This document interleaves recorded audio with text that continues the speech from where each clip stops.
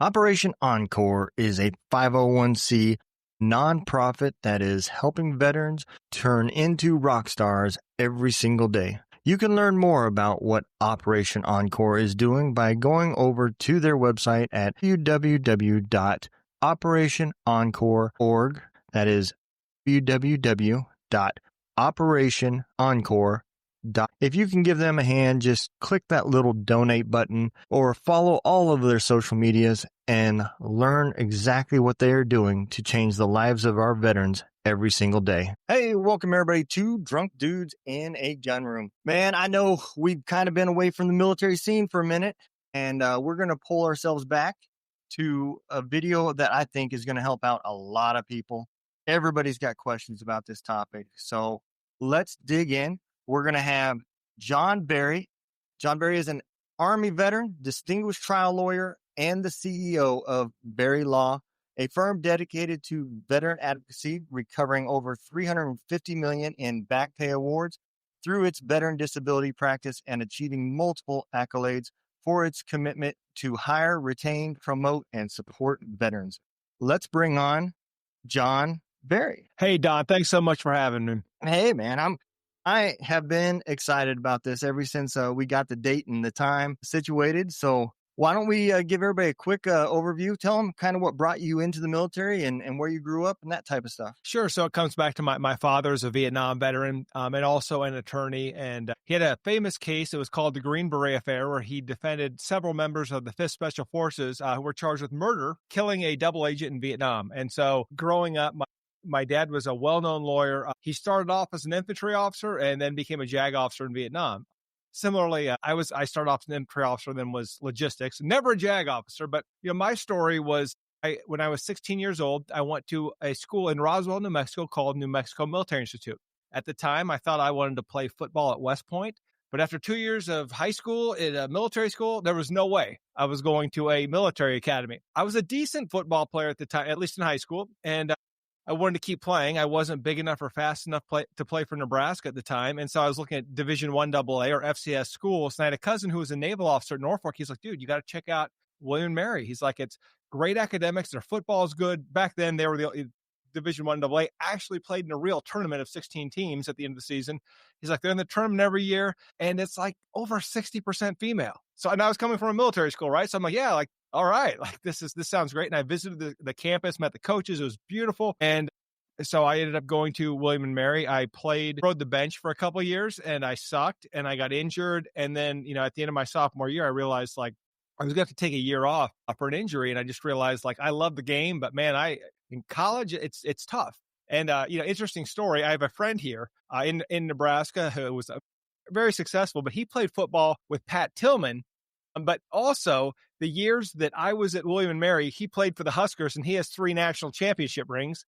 But I did play with Mike Tomlin and Sean McDermott. Tomlin's the Steelers coach, McDermott, the Bills coach. So I got, that's my, even though I rode the bench while those guys played, but I realized I wasn't going to be great. So I wanted another challenge before I went to law school. I said, I want to be an airborne ranger. I spent, the last 4 years trying to bulk up to play football. I can't imagine like not getting enough food or sleep and jumping out of airplanes. Like this sounds like really cool. So I decided to become an infantry officer so I'd get the opportunity to go to those schools and see if that was for me.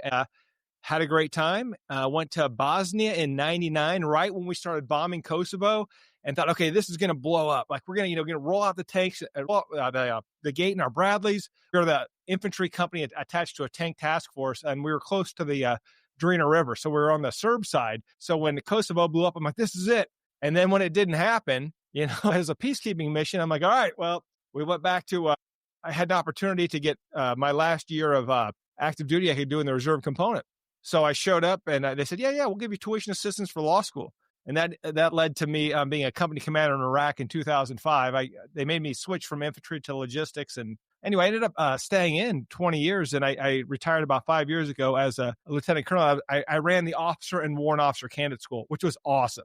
I absolutely love that. Even though I was an ROTC guy, OCS is way tougher. Just a great, so a lot of military history in my family, but that's how I got involved. I kind of wanted a break between undergrad and law school. And I thought, oh, wow, like jump out of airplanes, travel. Cool. Like that's what I wanted to do. Yeah. No, that makes sense.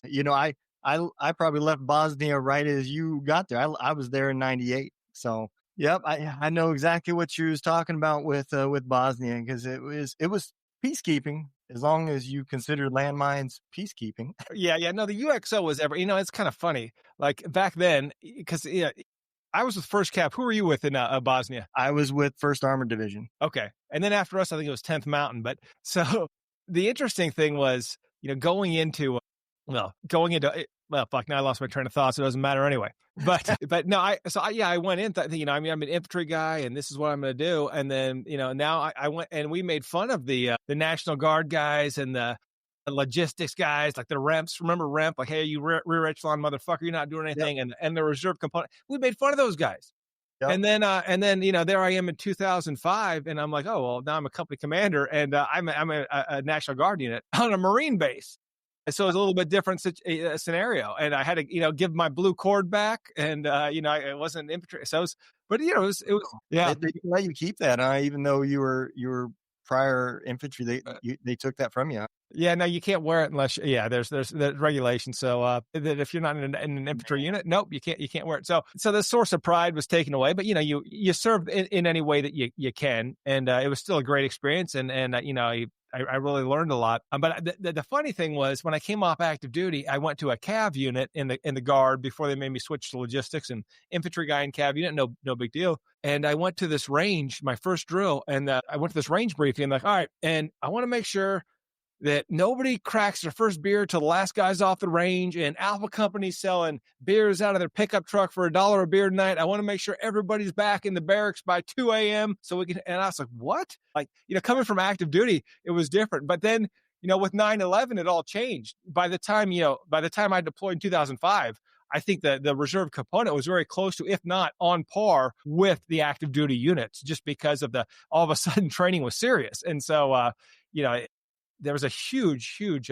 paradigm shift from the reserve component being the guys that kind of hung out and drank on the weekends to being the guys that were getting deployed right alongside their active duty brethren. Yeah, I think when 9/11, because I do remember there were some California National Guard guys there, and I can't remember what unit. The California National Guard guys was like civilians at war.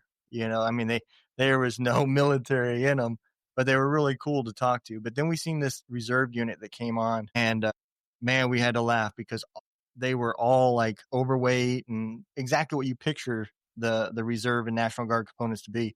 But everybody had like knives strapped to them, and everything else. It was like they walked out of the PX as Rangers, and so we all joked with them. But yeah, by the time 9/11 happened and everything else, I really do think that was a huge improvement to that category of our military, because now the training was serious, and that old saying of 2 weeks 1 week in a month, 2 weeks a year was out the window, because most of those units were no longer, they were all deploying. And even if it was deploying in the United States to take over a base, while I was with the one, we had the Iowa National Guard came in and ran our base because we had nobody left. Everybody else was in 4 other theaters. So I think they were all awoken to the pace.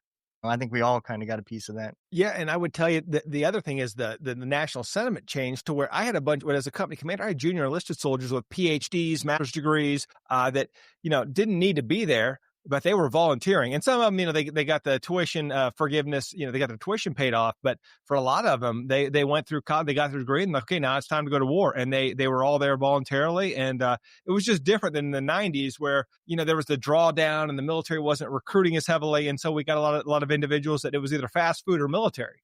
But, by the time after 9/11, we got some brilliant young men and women, and some even older men and women. I can remember one time I showed up at drill, and I got this Spec 4 who's got CIB, Halo, airborne air assault, and he was a former special forces guy that didn't get his 20 years in. He was an officer. He never got his company command, and I think they booted him after like 16 years because he never had company command. He was an officer, all the way through, and so he was with a 3-letter agency, and he said, hey, I just want to get my retirement, so I'm going to be a specialist here for my next 4 years. It was crazy, but stuff like that happened, post 9/11. Yeah. And the stories that he could probably tell, as an E4, it's a different world. You do see a lot of, it's hard to get promoted, for one. And that was my wake up call when we had the Iowa National Guard, and we had a lot of people that owned their own businesses. Most of them were owned trucking companies of some sort. And they went from driving their trucks to having to pay somebody to drive their trucks and then also paying for the repairs and everything. Oh, and by the way, now they're getting paid E4 pay because there is no company or employer that's paying them. They were their own. And I never heard them once complain about the pay loss, the pay difference, the problems at home. Not one time, So I do believe that you get a more sincere group of people at that point. Yeah, and I think that's also where the opportunity was, though, for a lot of us. When I left, my regret is that we downsized the firm. My father, the founder, he was on the verge of retirement, and now I'm deploying as a company commander. So I'm going to be gone for 18 months. But when you talk about the train up and everything that's going to be associated with it, and so we downsized. That was a mistake. But the big lesson learned was that no, like my dad used to always say, you never get rich off your own time. Well, build a team. I mean, in the military, you learn about leadership. You learn how to lead a team. And so it's kind of like the skills are there, right? And that's the whole concept behind veteran led. It's like, wait a minute, if you served one enlistment, right, you have the basic leadership skills that your civilian counterparts will never have. So, for me, like, losing money and trying to rebuild coming back to rebuild the business, it was tough because I came back and, my daughter was 4 months old when I left, and, my wife's been raising this child on her own, and I come back and then I'm still working, 70, 80 hours a week trying to build the business back up. Right. So it's like, wait a minute, you were gone. Why aren't you spending time with me? Don't you want to be with me? And it was like, well, no, now I've been away. I got to get everything back together. So it was a struggle, and I struggled for a while. It was tough. Yeah, no, absolutely. And I don't, especially our younger soldiers, our younger active soldiers, they don't never think about that. When they're talking their jokes and everything else. And I didn't either until I worked with them, but it's extremely overlooked about what's lost, regardless of whether you're still in the States and you're just deploying to another unit to take over their daily ops. You're still away from your income, your business, your family, the whole 9 yards. So absolutely. So what was command like when everything changed? Now you're deployed, you're in Iraq as a reservist, but as a company commander, and you've got a group of people that I'm sure, and away from the military on the civilian side, and then you're now deployed with them. What was that like as far as trying to lead? Yeah, I mean, first of all, it was even worse because I went over there as an HHC commander. So now, I was fortunate. I had three commands, right? 2 companies and one battalion command my whole career. But it was, the level of professionalism out over there was great. I mean, the train up was tough, getting everybody, hey, people were leaving their jobs, leaving their families, people were concerned about their employers, all the SGR stuff, right? It was really important. We got to support the Guard and Reserve. The business owners were shutting down their businesses, but it was, hey, your country needs you and we're going to war. And so the train up and the adjustment period was pretty tough. But then once we got in theater, it was all, it was all business, right? We're professionals, we're professional soldiers. And look, for some of us, and myself included, there was an ability to focus that I had never had before in the civilian world where, and I've really struggled to get back to it, but hey, you show up, you do your mission. Halliburton's taking care of your laundry, your food. You've got all these other contractors and TCNs running around doing all the minutia so that you just focus on your mission and on your team. And so what I really liked about that was I didn't have to worry about going to the grocery store and picking up food after, now I guess whatever, you get Uber Eats and the grocery stores deliver it if you want. But back then it was, I had all these chores to do and things to do around the house. And I had to, with a newborn baby, and there was so much stress and running a law firm and being a new lawyer, man, my head was ready to blow up. Right. And I went to my commander and I said, look, like when I learned we were going to get deployed, is the moment I went to my commander and said, hey, look, I've been in command for a couple of years. My obligation is coming to an end, and I think I'm going to resign my commission. He said, what's the matter? And I'm like, I can't do this. I'm working, 80 hours a week. I'm in command. Like I'm struggling. I'm suffering here. And he's like, well, I got some good news for you. You don't have to worry about that anymore. You're deploying with your company to Iraq. So suck it up. Right. So it all worked out. And, but while I was over there, I really liked, all of a sudden it was like all the things that were pulling me in different directions were gone. Right. It was just the team and the mission, and all the other stuff was taken care of. So I really enjoyed the focus, and it really reset me in a way. And as you know, deployments are not, for the civilians that may be listening to this, that think it's all action. There's a lot of sitting around in a deployment. Are you ready to experience the power of military community right from the comfort of your living room? Introducing Military United podcast streams, now available on the Roku channel. Get ready to dive into a world of incredible stories, inspiring discussions, and the best entertainment the military community has to offer. With our veteran podcast hosts, you'll gain insights into the experiences that have shaped our heroes. And that's not all. We've got a lineup of talented veteran musicians playing rock, country, and more. Get ready to rock out with these incredible artists who have served our country and are now ready to entertain you with their soulful tunes. But wait, there's more. We've also got veteran comedians who will have you in stitches with their hilarious and relatable stories. Laughter is the best medicine, and these brave men and women know how to deliver it. So gather your loved ones, grab some popcorn, and prepare for an unforgettable journey into the world of military podcasts, music, and comedy. With Military United podcast streams now on Roku, you can access all this incredible content with just a few clicks of a button. Military United podcast streams on Roku channel. It's time to honor, entertain, and celebrate the incredible men and women who have served our country. Join us today and experience the power of the military community like it's not what you think. There's some excitement, but there's a lot more sitting around and boredom and keeping the soldiers engaged so they don't do stupid things. But I really had a great experience, worked with a bunch of great leaders over there, but I learned something about focus over there, where if you can just focus on the main things and cut the rest of the stuff out of your life, man, it's enjoyable. It's peaceful. And that's so ironic, right? Because there was no peace over there, but just having a team and a mission and not having to worry about everything else, there was less noise, less chatter in my life. And I felt like there was more purpose. Yeah. And that's, I get that on my show a lot. A lot of people that come on, because not everybody's military or around the military that comes on. And they all say the same thing, if it was so bad over there, why do you guys say that you'd go back in a heartbeat? And I said, because life is simple. You wake up, you do your job, you stay alive, you go home, eat, sleep, wash, rinse, repeat.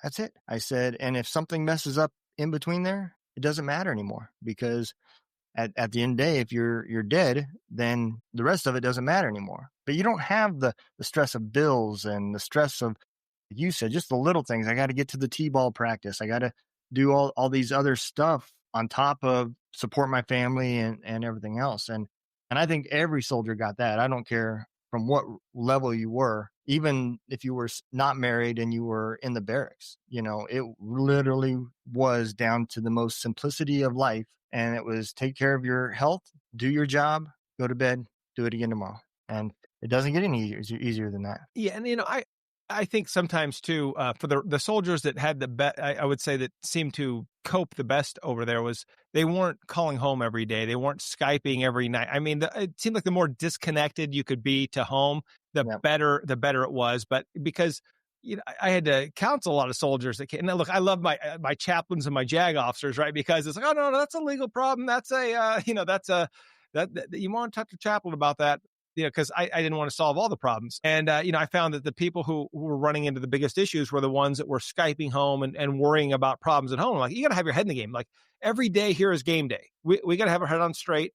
Maybe calling home multiple times a day or Skyping home when you can, no, like maybe you should spend your free time at the gym or take a class or something. Cause there isn't like, there's this thought that the op tempo is going to be higher and you're going to be, everybody's going to be out the gate all the time. And especially for us now that we're the logistics, the mission was different and different than what we expected. And so when that op tempo slowed down, it was like gosh, like how can we get them, engaged again? How can we ramp them up, get the adrenaline going, because they're suffering now because all they're doing is thinking about the problems at home. Yeah.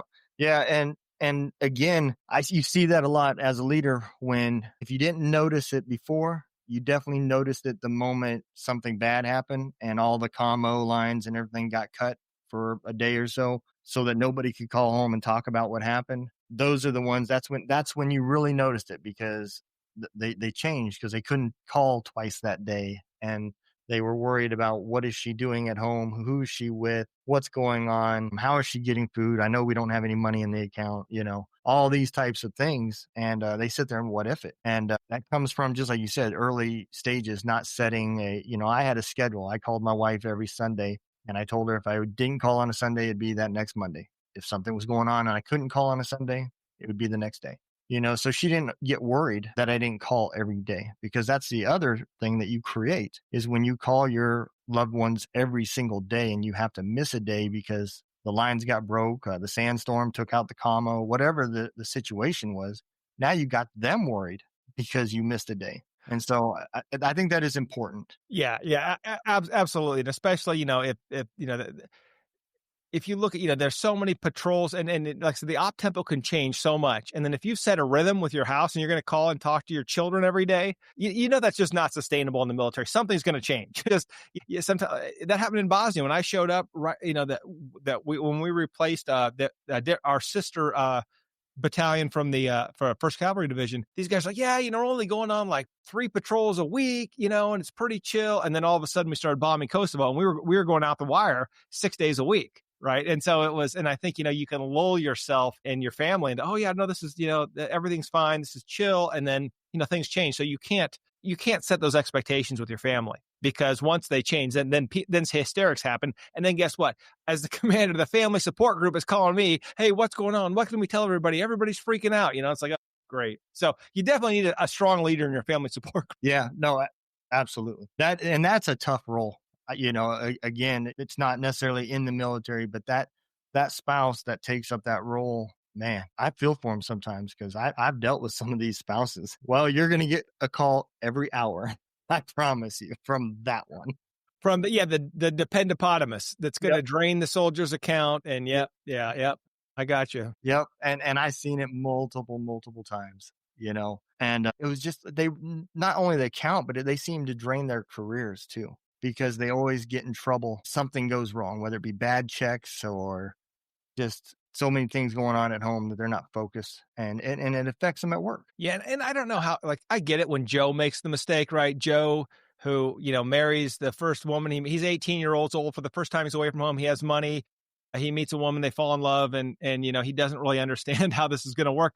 That happens, but you see it happen to NCOs and good officers too, and it destroys their lives. And we're better than that. Like, we've learned from the buddy system. Like, think about it: day one, basic training, boot camp, whatever. You've got a buddy assigned to you, and then you're responsible for that buddy. And if your buddy is awesome, like, you're golden. But if your buddy's a shitbag, you're going to get smoked every single day, and the drill sergeant's going to break you.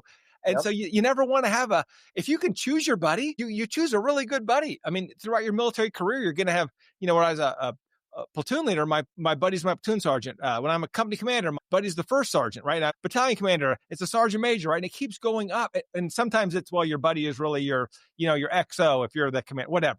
It doesn't matter. The point is this: you don't always get to choose those buddies, but for your spouse, you get to choose that buddy team. And if it's not working out, run, get out. You don't have to be miserable. And then it's just horrific seeing these soldiers suffer because they made a bad decision. They made a bad choice in their buddy team. And look, the buddy team is lost in the draft, just like the Super Bowl, right? Like, if you don't choose the right buddy, your life could be hell. And as much as we want to stay together and they say, hey, the Army issued me everything I needed, including my second wife. The thought is that, the relationships are tough during deployments. And I'll tell you one crazy thing.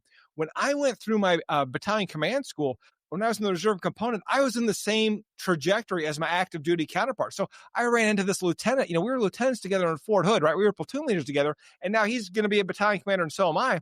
The difference was, I had 2 deployments. He'd had 8.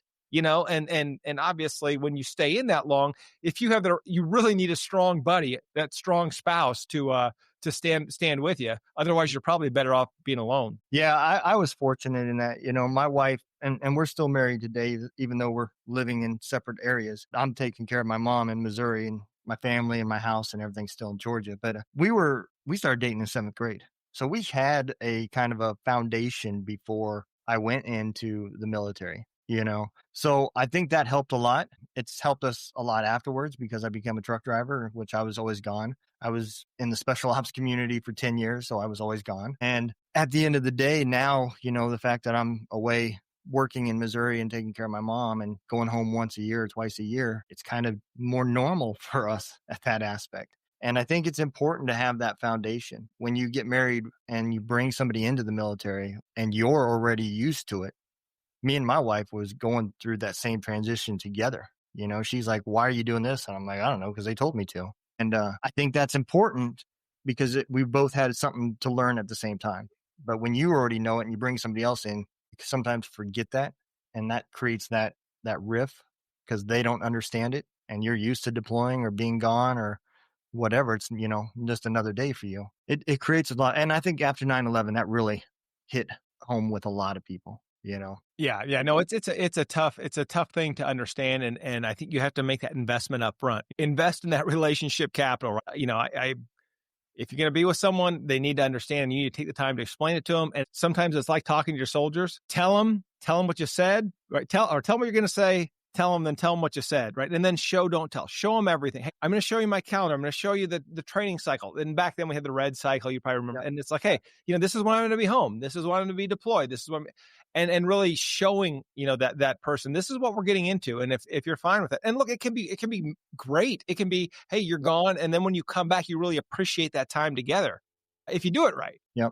He was talking about, even as PLs, when we was in Bosnia, I had a PL that made a bad decision, a career-ending bad decision.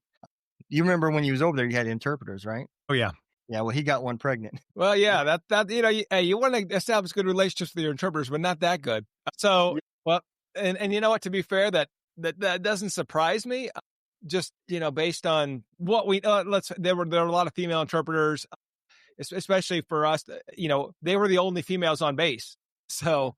It doesn't surprise me. And, many of them came from the local region, which of course was in poverty. And it's just like the new lieutenant with the, the new BMW, right? It's like, hey, this guy's just throwing his money everywhere. And yeah, that doesn't surprise me. Yeah. I always wondered, I never knew what happened because that happened real early in our deployment. So by the time we got back, they sent him straight to Germany, back you go. Cause that's where we were based out of, was Germany. By the time we got back, he wasn't even in. I don't even know if they chaptered him or if they PCS'd him. I don't know what they did, but I always kind of wondered if he brought her over and created a happy ever after life, or if it was just, for the next 18 years, I'm going to be sending my money overseas. Well, that was the misunderstanding about General Order Number 1 was, because there were married couples over there. There were couples that were together, and people said, oh, well, I'm not sure they can't have sex, and we're going to, well, that's not what General Order Number 1 says. You can't have sex with the third country nationals or the locals, but, as long as it's not a fraternization issue, it wasn't prohibited. But, unfortunately, those types of things happened, and we expect more from our officers. Like I said, you saw those things happen later with all the deployments, but it was, in Bosnia, you would think, those were 6-month deployments, but once again, the young lieutenant, look, there's a reason why they treat us like we're as useless as toilet paper. We're dumb. We may be book smart. Maybe we have a degree, but we don't have the life.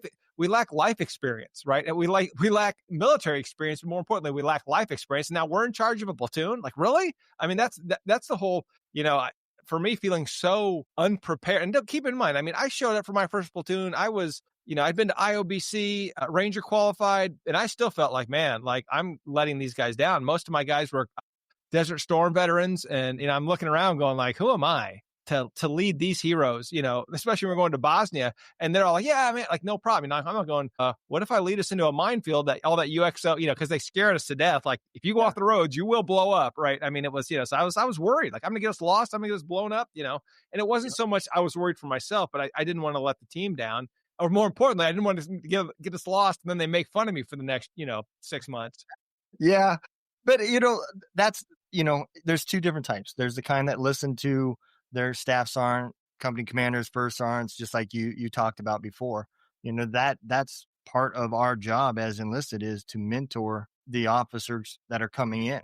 And, I can only remember one lieutenant that would not listen to anything I said, that tried to throw his rank and his power, and, eventually shit rolled downhill and it hit him. And he realized real quick, I should listen. But for the most part, most of them came in and they would be asking questions. And so I think that's a big step. But like you said, they're really E4s. That's really what a lieutenant is. They're about that same age. They came in, they've got experience as far as knowledge, but they got 10 times the amount of responsibility just thrown at them from day one. Here's your platoon, get to know all your guys, good luck. And yeah, so I definitely I always felt that, when I talked to them because I understood how hard it would be. I came in as a private. I had 5 years to learn how the Army worked. You got a few months before you're standing in front of people. And just like you said, it is a big deal to us military guys. If we don't look left and right and don't look like those guys next to us, we know we're the ones that are fucked up. And you don't want to be that PL or that company commander in front of his command being fucked up, And so it is a big deal.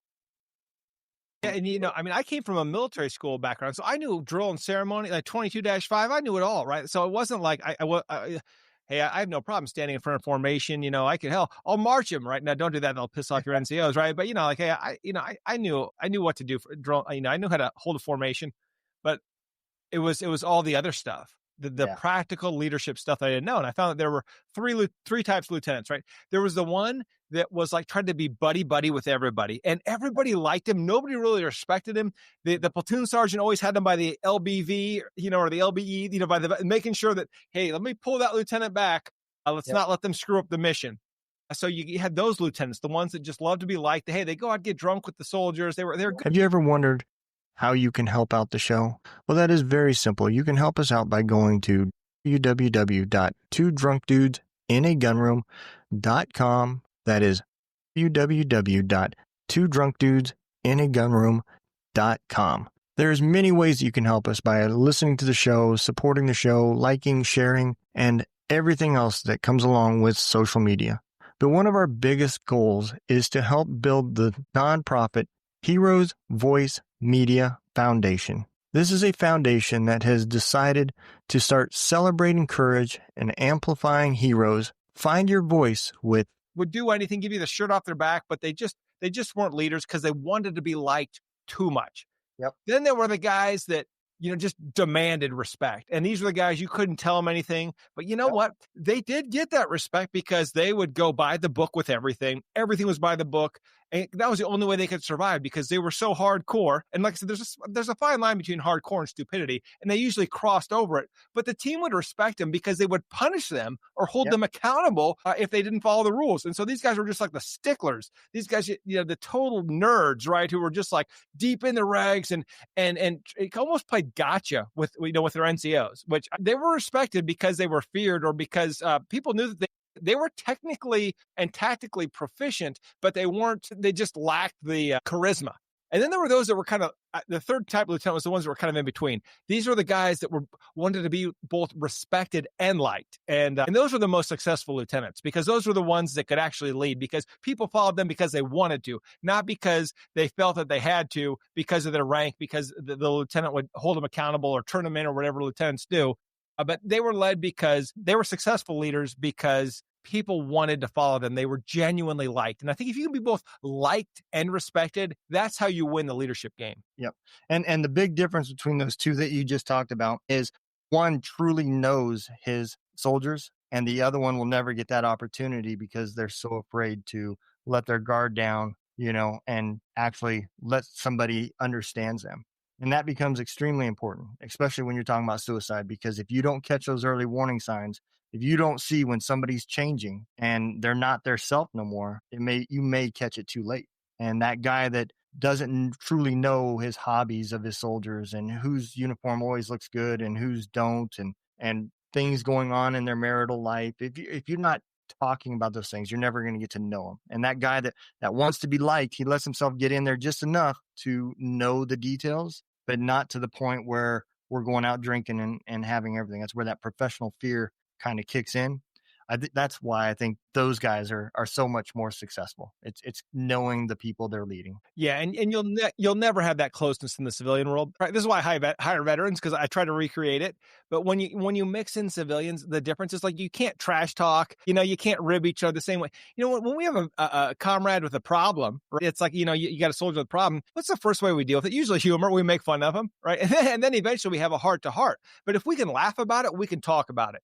And, if you know your soldiers well, I mean, you can joke about everything from their girlfriends to their moms to anything that is off limits in the corporate world was never off limits in the military. And it wasn't because we were like bad, mean, rude people. It was because we cared, because we would have the banter. We would just love to, just talk back and forth because we weren't afraid to be vulnerable. It was like, yeah, if you're vulnerable, I'm going to make fun of you, then I'm going to make fun of you. But we all respected each other because, see, warriors respect warriors. And you're not going to find a lot of warriors out in the civilian world. You're going to find a bunch of weak people who are going to be offended. Their parents didn't have the common sense to teach them that if you're offended, that's really on you. That's your perception of what's going on. And you allowed someone to offend you, just as you allow someone to make you feel inferior. And so, in the veteran world, that really wasn't an issue with a tight-knit group of soldiers. You just, hey, we were tight and we all made mistakes, and I hated to make mistakes because I knew they were going to make fun of me. And, and the comments today in the workforce are absolutely inappropriate and should not happen. But back then it was, you would just give everybody trash about everything. And we got along. And there was just this deep connection where, if someone was talking trash to you, it was because they liked you. Yeah. Yeah. If you weren't liked, they completely ignored you. And I'm going to be honest, just that topic right there that you just touched, I struggle with at work. I made friends with one of the employees that was an HR representative. And she's the only person that's ever gave me a gift but it was a tablet that says, on a daily basis, I'm an HR nightmare. And it's because of things that I would say. And just for my general, I'm a straightforward guy. I'm not going to lie to you. And I'm not going to tell you what you just want to know. I'm going to give you the truth, and how you take it, that's up to you. I can't control whether you're mad, sad, happy, or whatever. That's on you. But I'm not going to lie to you and give you false information. And a lot of civilians, people, they don't operate in that world. They just, they want to please and kiss ass and get to the top. And it's tough because I just don't fit in that category. Well, no, a lot of veterans feel that way. And you have to make that shift. And it is like, but it's not that hard because if you're part of the greatest profession in the history of the world, the United States military. And so you have to, it's like, you have to just behave like, hey, you're going in to see the commander or whatever. And so, but there's, there's subtle thing, right? Like don't use mill speak, which means like, don't cuss, instead of knife handing, just turn your palm. And it's much more inviting. I learned that instead of, really knife handing somebody and just, turn your palm instead of, sometimes going after somebody. It's better just to ask questions and I know, because we generally, some of us have short fuses, but it's better to actually just ask questions and be curious and not be as like judgmental. And that's tough. We have to like take a minute and say, okay, like, yes, that's true that if we were on a military base right now and I saw that, it would be like, okay, what the fuck? And you know what? And the problem would, and the problem would be solved. There would be no more discussion. Instead, in the civilian world, it's, I see there might be an issue here. Could we talk about this, please? And how are you feeling about this? And I want to make sure that I'm getting your perspective. And those things can be helpful in getting people to open up and to explore the problem. But you have to have those open lines of communication and dialogue and trust in the corporate world. But as a veteran, it's very tough to get there because you're so used to being direct, using what you're more vulnerable. So you're using those feelings. You're letting your team see that you're angry, sad, frustrated, and you're not afraid to show those emotions. But if you let those emotions go in the corporate world, you're right. You will be an HR nightmare, and you're going to offend people. You're going to scare people away. They're going to report you. And it's unfortunate, but that's, that you're not with a band of warriors anymore. Right. You are with, some people from various walks of life, and you have to tread lightly. Now, that being said, this is why your buddies are so important. Your friends are so important, right? Because, we can talk about veteran suicide, and look, we've represented thousands of veterans with PTSD. And I will tell you, in my interactions with veterans, there's no more mission, and I don't have a team. And it's on the mission. It's with the team that you can blow off smoke and really be yourself. And say, I show up to work every day. I'm not who I am because I'm in this stifled corporate world. And it's like, well, maybe that's not the place for you. Maybe you should own your own business, be an entrepreneur, do something different. But if you feel more alone when you're with your team, you're not with the right team. And I think that a lot of veterans struggle with that. And if post-traumatic stress, it gets worse when you feel isolated and alone in groups. It's like, wait a minute, I should feel like I'm part of this, but I'm not. I'm different. And they don't get me. And I tell somebody how I feel, and it's not acceptable here. Well, why is that? It's the way I'm saying it. And so now you want me to change? And it's like, wait a minute. I raised my hand. I supported defending the Constitution. You want me to change? Right. And so, I think as veterans, sometimes we have to just look at, I'm not saying well, I'm not giving any advice here. All I'm Right. saying is I think you become more aware of it, that what we say doesn't resonate, and that, we're all of a sudden you're in a meeting and you say something and it's like, yeah, you feel very uncomfortable because nobody gets you. They're all Yeah. kind of looking at you like you're weird because you said something that you felt. You didn't try to use corporate speak and dance around it and use big words. You said what you meant because that's what leaders do. That's what warriors do. But that's not the way the civilian world works. And so we feel very isolated at times. Yep. No, you are absolutely right. I want to dig a little bit into your law career. So while you were in command, you were in the civilian world working as an attorney, right? Yes.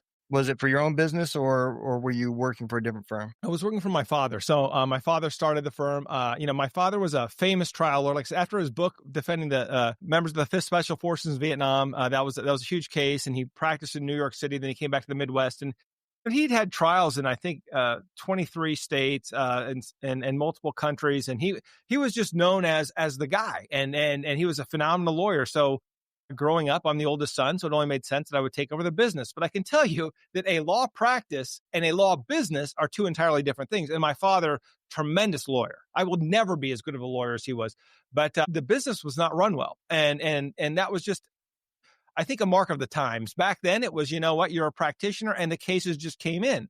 But, as the world has changed, right, with the internet. And so it's not like the best cases don't go to the best lawyers anymore. They go to the best marketers. And so you have to figure out, the landscape has changed. The current operating environment is not what it was when he was practicing. So, what I did was I started modernizing things. Now, that being said, my mission has not changed that much. Lawyers take an oath very similar to the one we took when I was commissioned to support and defend the Constitution of the United States against all enemies, foreign and domestic. Look, we take a very similar oath, and now I just defend the Constitution one client at a time, whether that's one veteran who needs to appeal a decision because the VA is not giving them what they are required to provide under the law, then that's one client I help, or someone who's been falsely accused of a crime, or someone who's been in a horrible accident and the insurance company is refusing to pay. They're like, wait a minute, I've been paying my insurance premiums my whole life, and now I'm in a horrible accident, and why is my insurance company not helping me? And then the other driver, the truck company's insurance company isn't paying me. Why is this happening? So we get to stand up for those individuals. So I get to support and defend the Constitution one client at a time, but I only get to do that because brave men and women died for us for that specific purpose, that Constitution. So it is sacred to me, and I honor it and I cherish it. And look, I got to defend it as a soldier, but now I'm old, and my best way to do it is just one client at a time. No, absolutely. And I think that's important, and that's the other thing that I really liked was how you were veteran based and you brought, veterans in to work with you, and it's still helping veterans, not just the Constitution, but you're taking care of the people that was over there. And, let's face it, a lot of times the Constitution isn't so much the problem. It's just getting what is earned, the help that's needed when you come back. It's not always there. The bureaucracy that comes with the red tape, I think, is the bigger problem. It's not so much that they don't want to.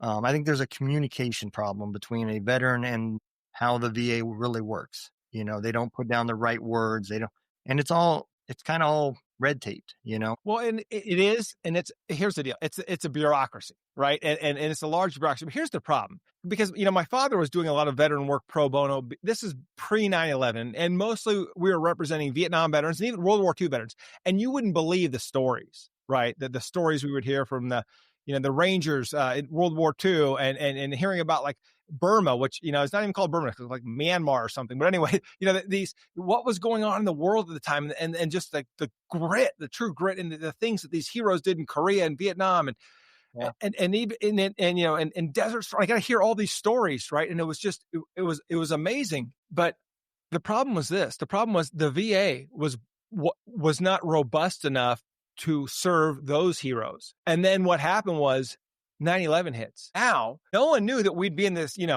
multiple wars. We got, OIF, OEF. So we're in Iraq, we're in Afghanistan, and things are going on for 2 decades, right? Yep. And no one expected that we would still be at war for 2 decades, right? And so the military, obviously the money is there, but, were we funding the VA adequately? Was the VA prepared for all these soldiers? And I know you probably came back and there was the OIF, OEF transition clinic, But talking to some of the team members, I know people who work for the VA who had mandatory overtime they had to work, all the time to get caught up. So it wasn't like they were not trying to serve. But then the other issue was everything was paper, right? And they wanted to go paperless. And there's some, anytime you're in a large organization, movement is slow. And so there's just it was a perfect storm where a lot of veterans didn't get the services and still don't get the services or the compensation that they earn, that we, the American people, promised them, because we just didn't forecast the amount of veterans we were going to have. And look,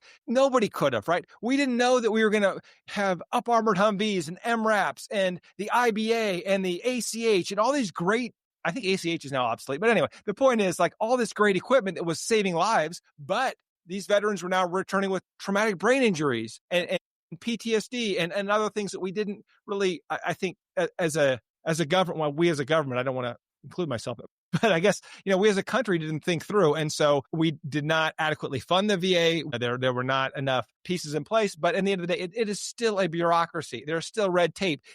Decisions are made based on someone's interpretation of the Code of Federal Regulations. Or should you be at 10% or should you be at 70%, right? A human is making that decision for now, right? I mean, who knows, AI in the future, whatever. But the point is, there's a lot to it. And the laws can change over time, right? There is the way it works I'm sure you know this, there's every state and territory has at least one regional office. Some have multiple. And then there's a board, there's an administrative law board, the Board of Veterans Appeals. Then there's a Court of Appeals for Veterans Claims.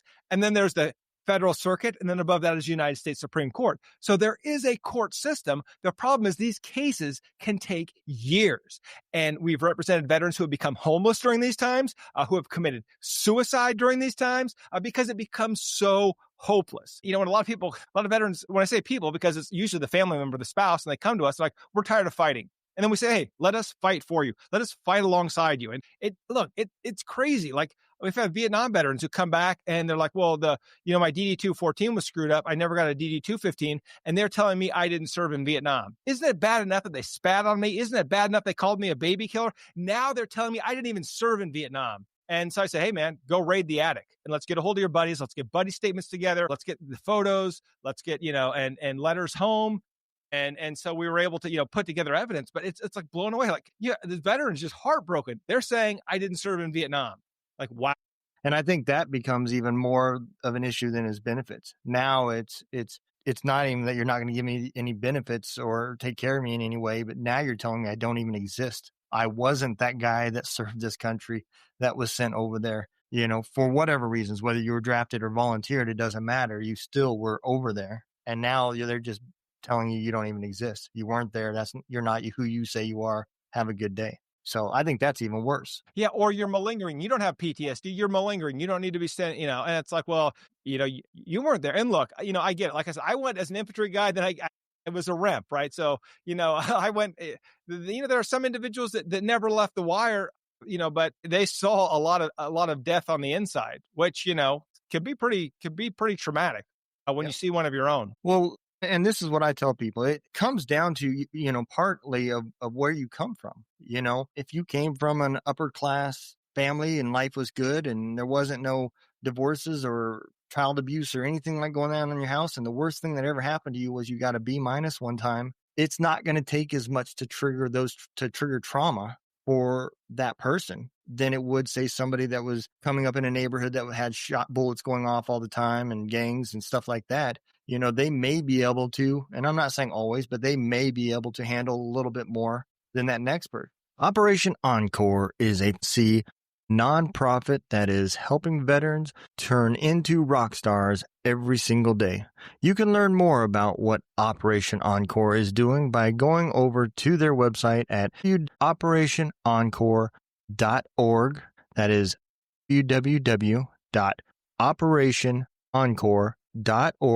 If you can give them a hand, just click that little donate button or follow all of their social medias and learn exactly what they are doing to change the lives of our veterans every single day. So you can't judge, just because one person's seen severe stuff and has PTSD, now everybody that's seen less than that should not have it. You can't judge that way. it doesn't work that way. No, that's not the way. Yeah, that's absolutely right. I mean, if there's and it's crazy, right? Because I've seen this happen with the VA. Oh, well, that was a pre-existing condition. Well, there's a presumption of soundness when you go into the military that hey, you know what? That you had a mental health test before you went in. That you had a physical, and so oh well, that trauma has when you were a child that caused a mental health issue that was not caused by military service, right? But we know that military service makes it worse, and so if you have a disability that is made worse, a pre-existing condition, but if it is made worse by your military service, you are entitled to compensation, right? It's and it happens all the time. And I recently had a podcast with a law enforcement officer said, hey, I was an Air Force guy. I wasn't, nothing in my military service was traumatic. And they had some traumatic incidents with the police department. And the book's called Relentless Courage. And he goes in there and the police department's blaming the military. And he's like, and I talk to people all over the world, and the police department blames the military blames the police department, and no one wants to take accountability for that person's post-traumatic stress disorder. Well, here's the thing. Who cares? If they experience that stress, while serving our community, let's take care of them. Let's get them treatment. If they need benefits, and by God, let's get them the benefits that they've earned. And it's tough, but it goes even beyond that. We do a lot of, so I run my company like a battalion. So I have a company commander who runs our VA section. I have a company commander who runs our personal injury section, a company commander who runs our criminal defense section. And what we found with traumatic brain injury is if you have a TBI and you're in a car accident, it can make it several times worse than somebody who's just in a normal fender bender, because that TBI, that initial TBI from military service. And guess what the insurance companies say? Oh, well, this was from the military, right? But no. It happened in the military, but it was made worse by the car accident. And so it's the same logic. It's like, well, if you came from this and you might have had some issues, then we are not responsible. And the answer is we, the people of the United States, are absolutely responsible. You held your hand. You swore to support and defend the Constitution of the United States. I'm not going to turn my back on you. It blows my mind. Oh, well, that's a pre-existing. You grew up and that must have been from when you were abused as a kid or the gang violence. No.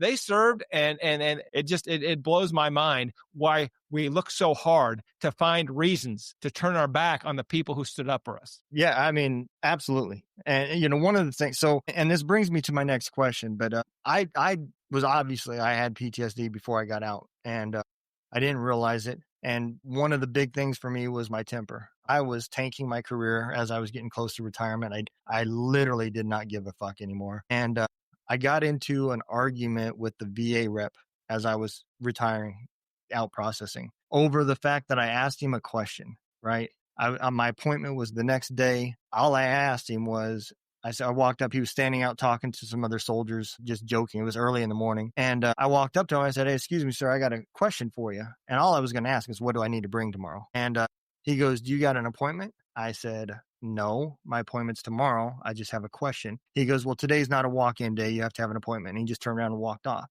And I looked at him and said, well, you know what? I don't need your fucking money. And I never went to that appointment. And I never filed a VA claim for several years until after I finally seen a civilian therapist and got some help and got my temper a little bit more under control. And then finally I realized how stupid I was.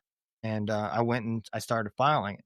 So that brings me to my question. Why is it so much harder for veterans to get their benefits if they file years later versus right there as they're out processing? Well, I mean, there's a lot, there could be a lot of reasons, generally if you have it in your file, first of all, I think the digitization of the records, we're going to have digital records, so we're not going to lose paper files anymore.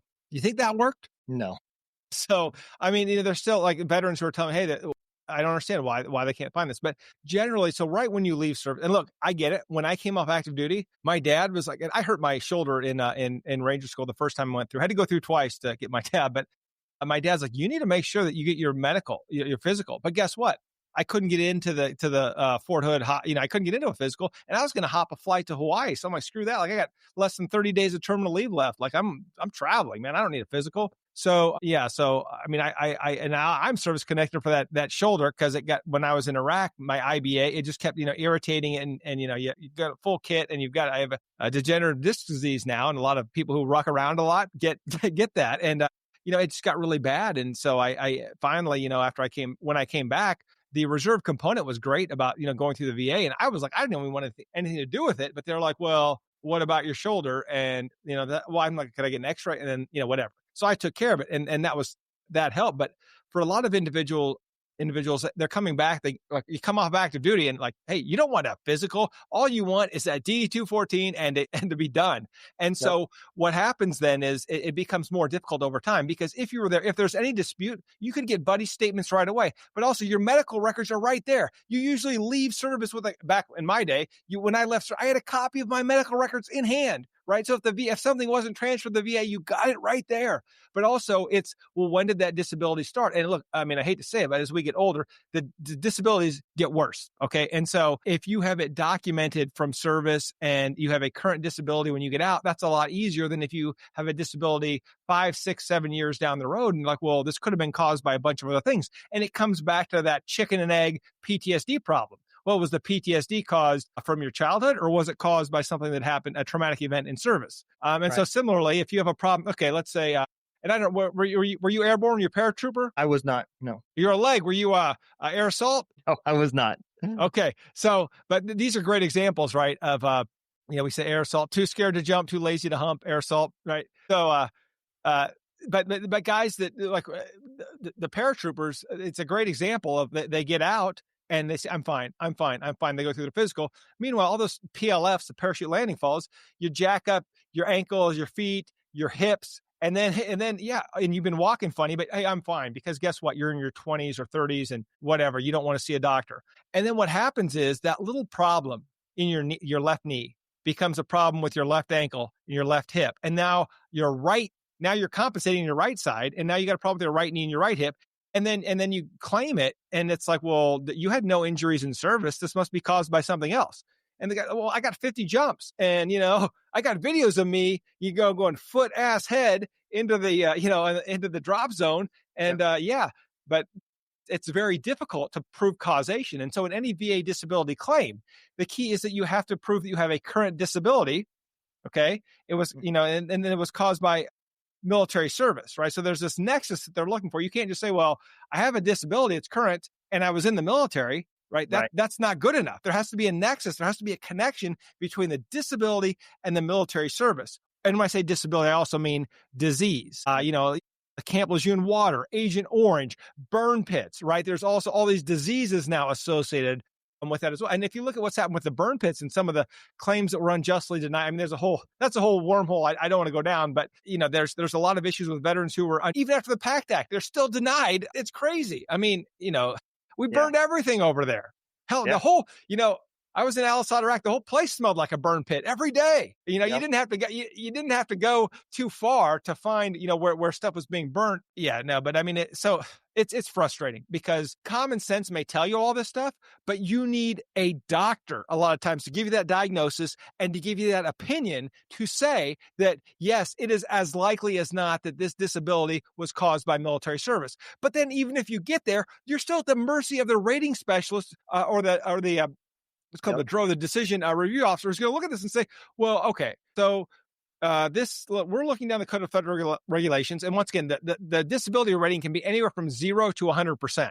And so you got hearing loss at 0%. Now, the good news is if you got hearing loss at 0%, your service connected. If it gets worse when you're older, you can file for an increase. But at the time, it doesn't seem like much, right? You're like, well, wait a minute. Like, my wife is yelling at me because I always turn on the TV telling me I'm deaf, and I sat there and kept, they told me I failed the hearing exam, right? Remember that you sit there and you hit the buzzer. Oh, I hated that, because did I hear something? Did I not? Yeah, whatever. But, and then there's also, anyway, but the point is, it's not what happened, right? It's what you can prove happened. And this is why lawyers become so important in the veterans disability world. And quite frankly, there was, going back to Civil War, lawyers couldn't represent, there's a maximum lawyers could charge like $10. Now, most reputable lawyers will work on a contingency basis, which means we don't get paid unless you win, and then the lawyers get a percentage of the back pay. Like I said, that's the way most lawyers work, because veterans that need, they can't afford a lawyer.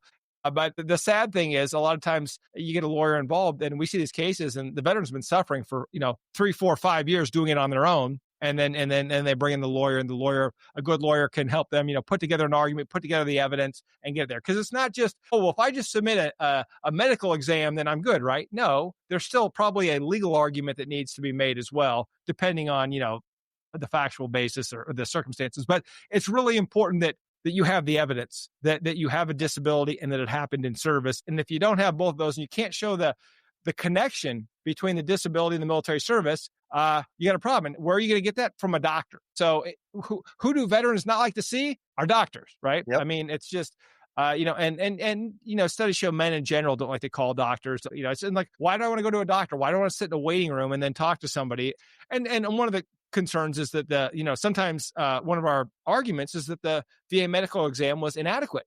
This veteran, drove an hour to the VA hospital and waited there for 2 hours to see, a doctor or a specialist who talked to him for 10 minutes, right? And they say, and that was it. And they didn't look at my leg or they didn't, whatever. And so some of the complaints that we hear from veterans is like, I'm not getting an adequate examination. They're not even looking at me.